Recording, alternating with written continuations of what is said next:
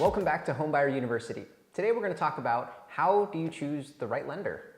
Unfortunately, choosing the best lender for you isn't as easy as just choosing the lowest rate. There's a lot more that goes into the total package that you need to consider to really find that best lender for you.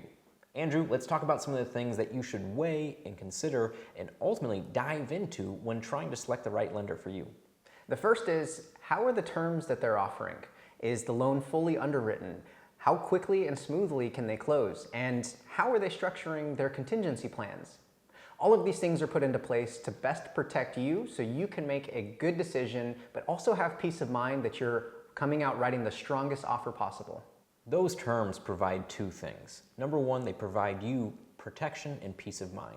Knowing your loan is fully underwritten, you can go in with the contingency plan that you want, but on top of that, it's there to make sure that you're competitive. The faster and shorter the close of escrow, the more enticing you're going to be in a multiple offer scenario. So ultimately, are the terms they're giving you terms you can actually win an offer with? Now that you understand the terms of your loan, it's time for a quick vibe check. Ultimately, you're going to be working with these people very closely, so you really want to pay attention to a couple things. Number one, do they feel like they have your best interest in mind? Are they educating and empowering you to make the right decision for yourself? And also, are they communicative? Are they responsive? Are you having to hound them down to get answers, or are they being proactive? Typically, that's a very indicative sign of how your transaction is going to go.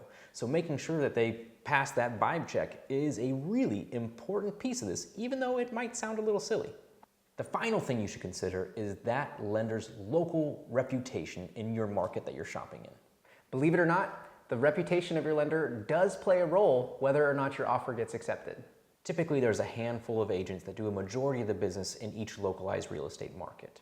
As a result, they have seen and worked with a lot of lenders, and there's going to be some that they're more comfortable and confident in to get the job done right. There's also going to be some that they aren't going to have confidence in and don't have faith in to do a good or timely job.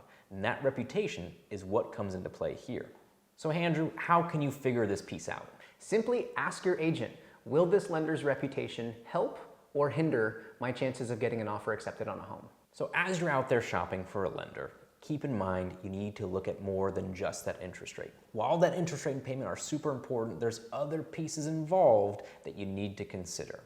So make sure you're doing the vibe check, make sure you're checking their terms, and make sure you're chatting with your agent to make sure that this is the best partner to get your offer accepted in this market.